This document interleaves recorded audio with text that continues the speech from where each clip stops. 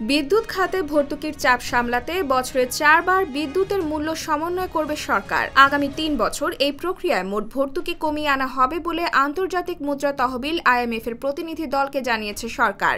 সচিবালয়ে IMF এর প্রতিনিধি দল ও বিদ্যুৎ বিভাগের বৈঠকে এ তথ্য জানানো হয়। এছাড়া অসাধু ব্যবসায়ীদের ব্যবসায়িক সুরক্ষার জন্য দেশে বিদ্যুৎ জ্বালানির দাম বাড়ানো হচ্ছে বলে দাবি করেছে consumers association of Bangladesh cab. তাই ভোক্তাদের অধিকার সুরক্ষায় IMF এর ভর্তুকি কমানোর শর্তের অজুহাতে বিদ্যুৎ জ্বালানির দাম না বাড়িয়ে অনিয়ম ও দুর্নীতি বন্ধের মাধ্যমে ঘাটতি পূরণের আহ্বান জানিয়েছে সংগঠনটি।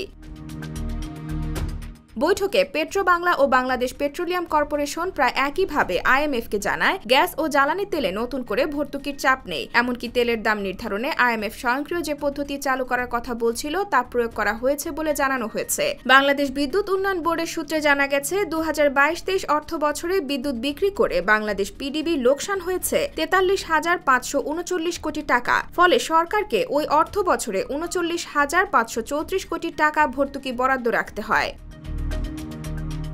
এদিকে এক সংবাদ সম্মেলনে লিখিত বক্তব্যে সংগঠনটির জ্বালানি উপদেষ্টা ড.এম শামসুল আলম বলেন, বিদ্যুৎ ও জ্বালানি দ্রুত সরবরাহ আইন 2010-এর আওতায় প্রতিযোগিতাহীন ব্যক্তি খাত বিনিয়োগে খাতটির উন্নয়ন অব্যাহত আছে। তাতে বিনিয়োগকারীরা খেয়াল খুশি মতো বিদ্যুৎ ও জ্বালানি সরবরাহ ব্যয় বাড়িয়ে লুণ্ঠনমূলক মুনাফার সুযোগ নিচ্ছে। ফলে আর্থিক ঘাটতি দ্রুত বাড়ার পাশাপাশি ভর্তুকিও বেড়ে চলেছে। তিনি আরও বলেন, সরকার এখন 4.5 বিলিয়ন মার্কিন ডলার ঋণের জন্য দিশেহারা হয়ে IMF এর পেছনে দৌড়াচ্ছে। সেখানে জনগণের স্বার্থ ও কল্যাণ তথা জ্বালানি নিরাপত্তা সুরক্ষা নিশ্চিত করা এখন আর সরকারের জন্য ততটা গুরুত্বপূর্ণ নয়। তাই ভোক্তারা চরম উদ্বেগের মধ্যে রয়েছে।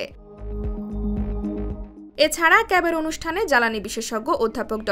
এজাজ হোসেন বলেন, বাংলাদেশে এখনো 30% ফার্নেস অয়েল দিয়ে বিদ্যুৎ উৎপাদন করা হচ্ছে, যেখানে বহির্বিশ্ব মাত্র 5% ফার্নেস অয়েল ব্যবহার করে। তিনি আরও বলেন, 25,000 মেগাওয়াট বিদ্যুৎ কেন্দ্র থেকে লাভ কি যদি উৎপাদন না করা যায়। এছাড়া IMF 2023 সালের 30 জানুয়ারি বাংলাদেশের জন্য 470 কোটি ডলারের ঋণ কর্মসূচি অনুমোদন করে। এ সময় অন্য অনেক শর্তের মধ্যে বিদ্যুৎ খাতে ভর্তুকি কমিয়ে আনা, জ্বালানি তেলের দাম সমন্বয়ে আন্তর্জাতিক রীতিনীতি অনুসরণ করা হচ্ছে অন্যতম।